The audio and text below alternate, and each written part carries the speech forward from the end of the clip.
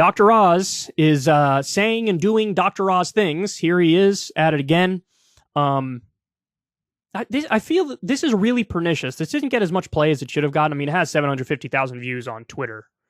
But I do think Twitter juices their numbers, to be fair. It's probably half that. But anyway, here's Dr. Oz, and he has some thoughts on smokers for us and how they should be treated. I don't think you ought to hire smokers. I know it's hard to do. 21 states in this country allow private companies not to hire smokers. 29 don't. I appreciate you've all been through this and this conversation. It is, from my perspective, indefensible for us to spend 15% more money at the same time letting people hurt themselves. We have to be smarter than this. For every complex solution or rather every complex problem is an easy solution. It's usually wrong. In this case, we actually have a solution that's going to be complex but will work, which is to find out ways of making it at least legal in every one of the states in America for employers not to have to hire a smoker. And if it's messaged right, I care about you, I'm here for you, I'll pay for your smoking cessation, I want to hire you, but I can't do it if you're doing this, I think that message will actually resonate, as opposed to the finger-wagging fear that many have. I hate this. I mean, this is authoritarian to its core. First of all, just the idea that, like, a job you work at, they get to control your entire life, even when you're not there, even when you're on your free time. You want to give a boss that kind of power over an individual, over a worker? You want to do that? That is deeply, deeply authoritarian. Look, when it's somebody's free time, you can piss right the fuck off. If they want to drink alcohol, they drink alcohol. If they want to smoke weed, they can smoke weed. If they want to do harder drugs, they can do harder drugs. If they want to be into fucking feet and jerk off to feet all day, then let them do it. Let them do it. It is none of your goddamn business what somebody does on their own free time with their own body. It's just none of your business. Now, but the healthcare costs are very high. There's 1,000,001 vices that people have that you can make that same argument for. Should we control the portions that everybody eats and the kinds of food that they all eat? Should we do that? Sorry, Greg, I'm going to have to fire you because you didn't eat your full portion of broccoli this week, and that's not healthy enough, and our healthcare costs are going to go up as a result of it because you're making yourself more likely to have heart disease or some shit. No.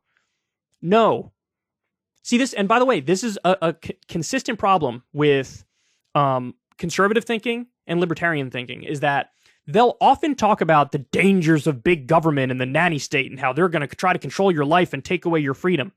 But they do not take that same line of reasoning and apply it to corporations and apply it to your boss. Apply it to the place where you spend most of your waking hours at work. They don't want the government to be able to restrict your freedom, but they want private businesses to be able to restrict your freedom. Well, the problem there is not the government per se or the business per se. The problem is the ability to restrict freedom. And Dr. Oz is co-signing that. He thinks that's a great idea. Because he has the perspective of the business owner. He has the perspective of the person at the top of the company. And so his problem is, how do I control these fuckers and nickel and dime them so I could pad my bottom line some more? That's his concern. That's what he's thinking of. It's total horseshit, man. I hate this kind of thinking. I really do. As somebody who's on the left, every time I take one of those, political compass tests, you have to, don't think of the political spectrum as like a line and you're either on the left or the right. Think of it as, the 4 boxes. That's a more accurate way of looking at it. Now, I'm sure there are other ways to look at it too, which might be intelligent as well, but the 4 boxes are so much better than the line because you have a spectrum and you could be libertarian left, libertarian right, authoritarian right. So, authoritarian right, classic example people give, Hitler, right? Fascism is authoritarian right. Libertarian right is somebody like Ron Paul, who wants total social freedom, but also total economic freedom in the context of anarcho-capitalism, basically, right? But then authoritarian left would be various, strains of communist thought, or like Joseph Stalin is the classic example of communist left. Libertarian left is the mix of in favor of social freedom while in favor of economic regulation to provide people with the basics. Stuff like healthcare and education and things of that nature, regulate the marketplace so you stop the abuses of capitalism from hurting people. That's libertarian left. I always come out as libertarian left because I don't want, could you theoretically make a left-wing argument for what Dr. Oz is saying here? Sure. You can say, yeah, smoking is really bad for you. The government should look out for your health and safety and therefore protect you by banning smoking, or, your boss should protect you by, banning smoking. But I don't agree with that line of thought. I think the restriction of the freedom is the bigger problem than anything that restricting it would fix. So, no, fuck this guy, man. God, he's the worst. Every time something comes out of him, it's always like super obnoxious. But there you have it.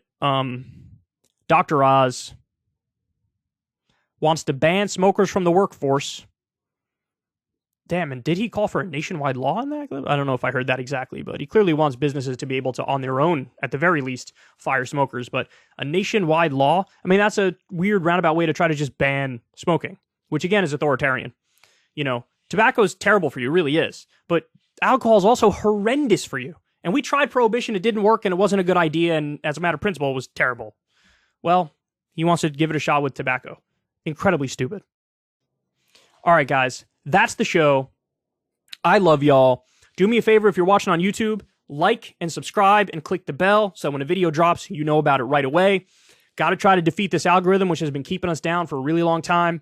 That's one way to help out. So I know some percentage of you watch the videos, but you're not subscribed. Please subscribe. Helps a lot.